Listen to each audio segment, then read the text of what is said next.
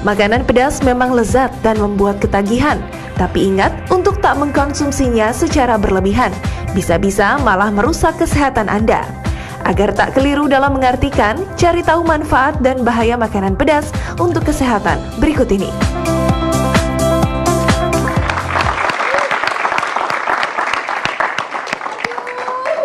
Jengkol pedas, ini kayak kesukaan aku.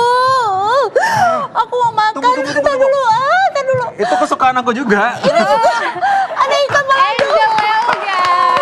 Halo Mbak Angel XXX. Ini seru banget, kayaknya suka banget sama pedas ya. Aku stres kalau lihat makanan pedas gini, rasanya semuanya aku pengen makan. Aduh, aku juga jadi stres jadinya ya ampun. Simpan dulu semua ini nanti sebentar ya, karena ini jatah kita buat makan nanti siang. Sebenarnya. Misal mengenai masakan pedas, ini identik dengan yang namanya cabe. Bukan cabe-cabean, tapi cabe.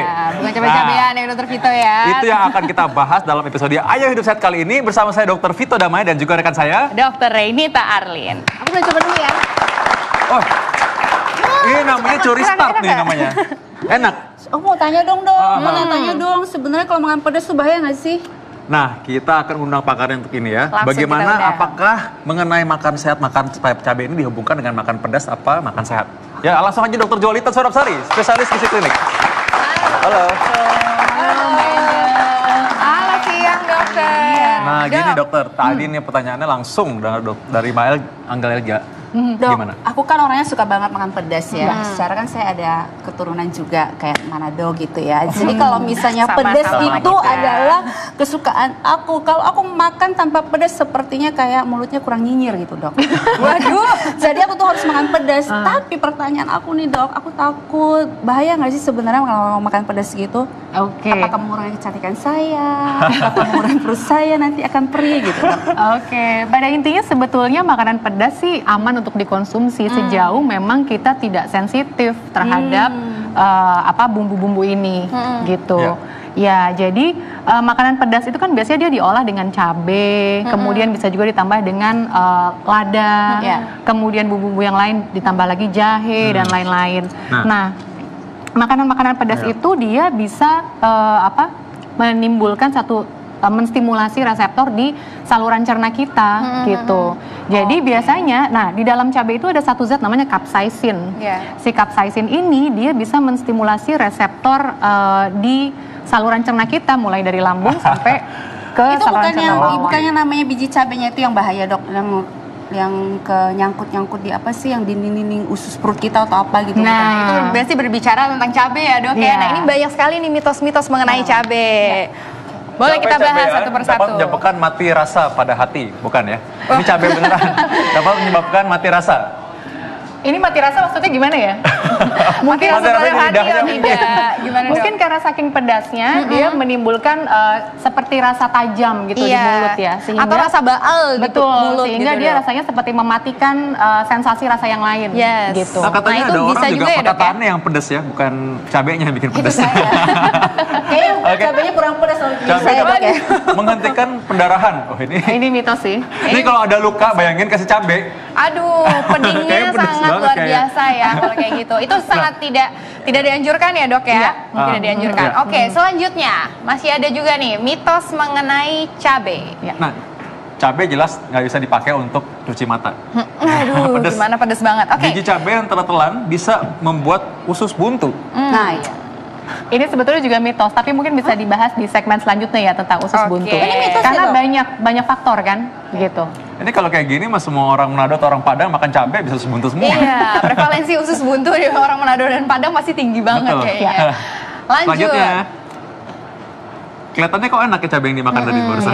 Cabai dapat meredam rasa sakit.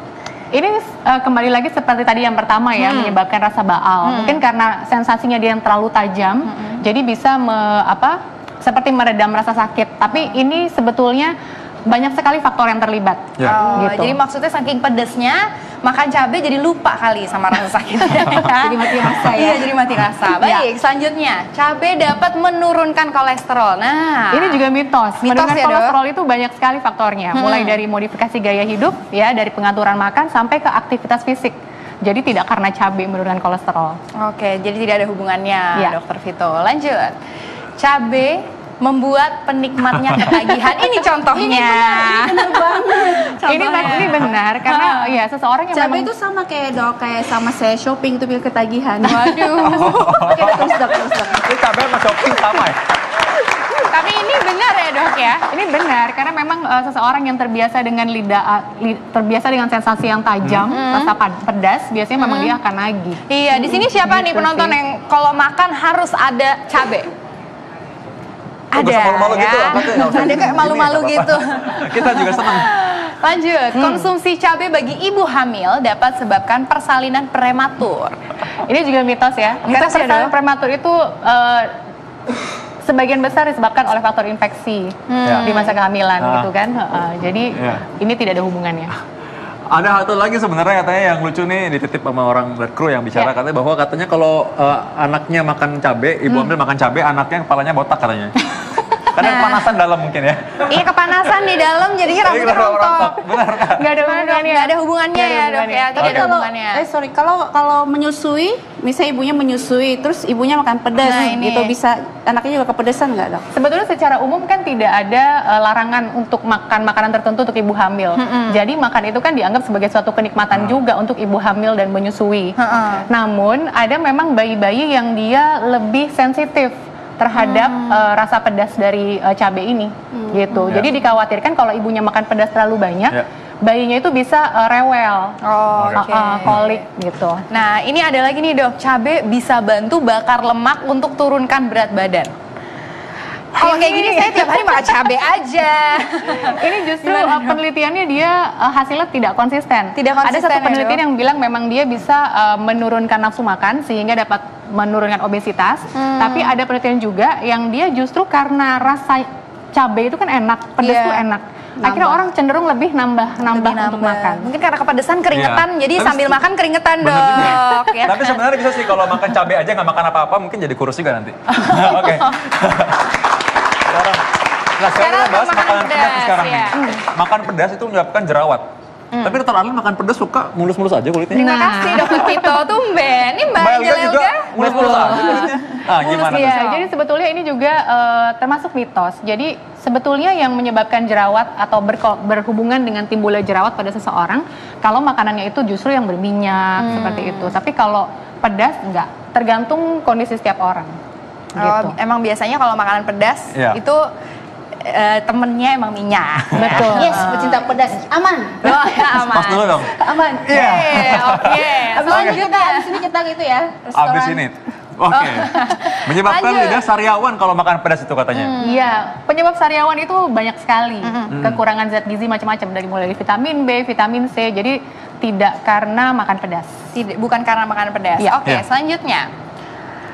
Ada juga yang bilang makanan pedas menyebabkan sakit perut. Ini ada betulnya. Ada yang ngangguk lagi barusan. Ada yang ngangguk ya? Ada yang ngangguk barusan. Ini pengalaman pribadi. Angel gimana, Mbak Angel? Iya, pernah juga setiap lagi makan rujak gitu ya. Rujak terus yang pedas gitu. Terus sebelum makan nasi tiba-tiba perih gitu. Tapi nggak kapok ya? Enggak, karena pedas itu bikin lagi. Makin pedas dicari, padahal nggak enak tapi dicari gitu. Lanjut, ini juga. Mitos makanan pedas bisa memicu wasir. Ya, jadi gini sebetulnya kalau wasir itu makanan-makanan yang lebih dianjurkan adalah makanan yang tinggi serat. Kemudian cairan harus cukup supaya tinja atau BAB-nya tidak keras gitu kan. Tapi kalau makan pedas sendiri sebetulnya tidak ada hubungannya langsung ke penyebab wasir ini. Hubungan tidak langsung ada dong? Hubungan tidak langsung bisa aja. Tadi kan saya bilang ada orang-orang yang dia sensitif terhadap capsaicin di cabai.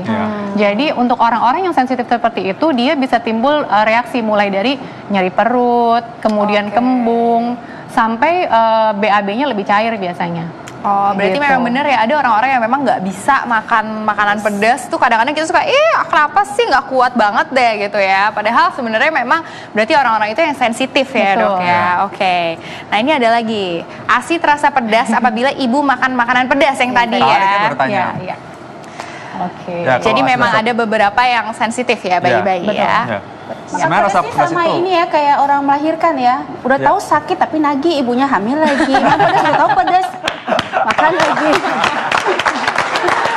Nah dok, ternyata cabai itu ada manfaatnya, betul atau tidak nih Dokter Vito? Menangkal radikal bebas. Ya ini karena memang dia punya efek katanya anti-inflamasi. Tapi sekali lagi untuk menangkal radikal bebas itu bukan dengan cabai saja. Tapi banyak faktor yang berpengaruh. Jadi jangan karena alasan seperti itu mau makan cabai dengan sebanyak-banyaknya misalnya. Ya, jadi gini sebetulnya cabai itu kalau kita lihat komposisi nutrisinya itu memang dia mengandung vitamin C, kemudian dia ada seratnya, mengandung mineral-mineral lain juga. Tapi karena cabai itu kita konsumsi dalam jumlah sedikit, akhirnya efeknya tidak signifikan terhadap kesehatan gitu. Nah, pendetoks alami. Oh ini mungkin kalau karena banyak diare jadi keluar semua racun-racunnya bersama makanan-makanan yang lain. Betul juga. Jadi kalau mau kurus makan cabai yang banyak. Aduh jangan ya. Jadi diare. Semua yang berlebihan itu nggak bagus. Jadinya malah bahaya ya. Selanjutnya manfaat cabai. Penghilang rasa sakit.